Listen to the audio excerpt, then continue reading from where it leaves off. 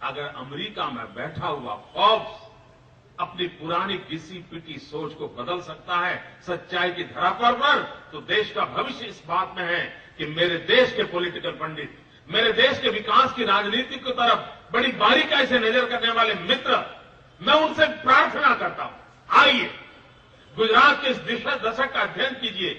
क्या कारण है इतना बड़ा जन समर्थन मिल रहा है? मुझे एक पत्रकार मिले थे, मुझे बता रहे थे कि मोदी जी हमें समझाइए कि आपके यहां एंटी एस्टैब्लिशमेंट फैक्टर नाम की चीज क्यों नहीं है। मैं मेरे पॉलिटिकल पंडितों से कहना चाहता हूं कि आप भी खोजिए वो कौन सा कारण है कि सत्ता में रहने के बाद भी जनता का प्रेम दिनों दिन बढ़ता चला जाए। वो कौन सा कारण है कि जनता का समर्थन बढ़ता जाए। वो कौन सा कारण है जिसके कारण जनता का विश्वास बढ़ता जाए।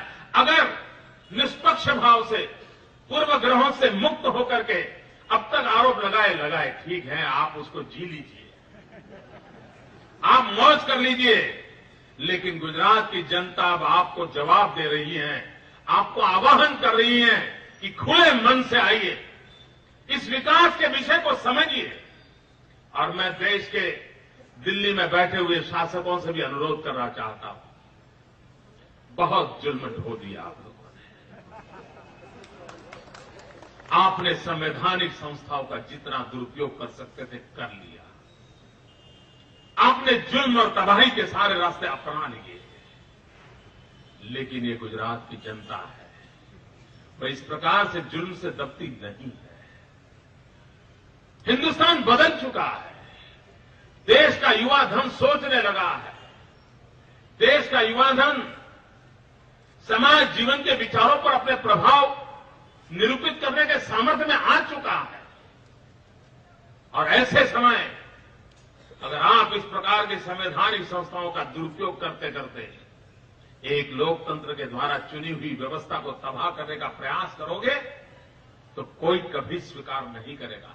अगर मैं भी गांधीनगर में बैठ करके किसी नगर पालिका या तहसील पंचायत जहां हमारे कांग्रेस के मित्र बैठे हैं, कुछ भी भला बुरा करने की कोशिश करूंगा तो पूरा गुजरात मुझे भी सजा देगा।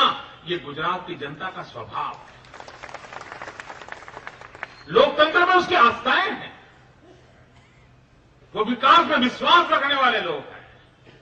वे इस प्रकार की नकारात्मकता को लंबे दिन तक स्वीकार नहीं करते थे। मैं दिल्ली में बैठे हुए, सत्ता पर बैठे हुए लोगों से कहना चाहता हूं, भारत का संविधान हमें फेडरल स्ट्रक्चर दिया हुआ है।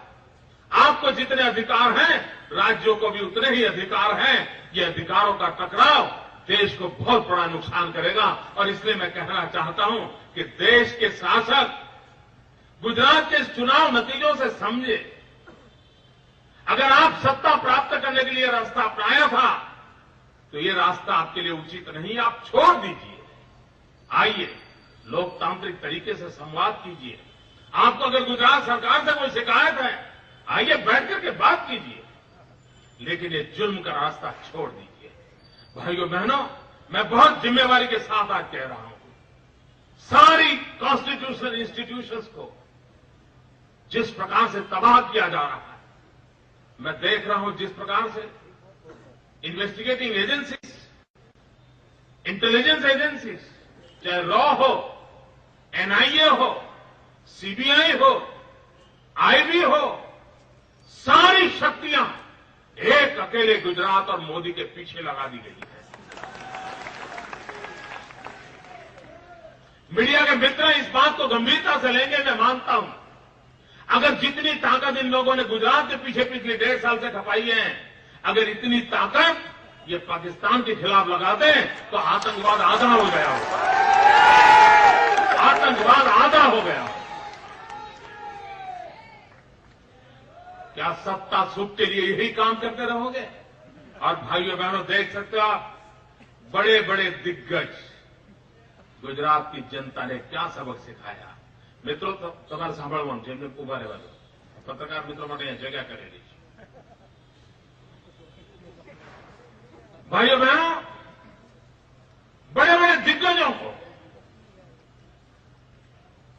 जनता ने कैसा सबक सिखाया।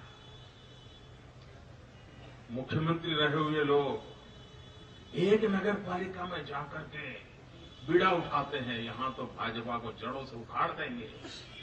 25 में से एक सीट नहीं ले पाए।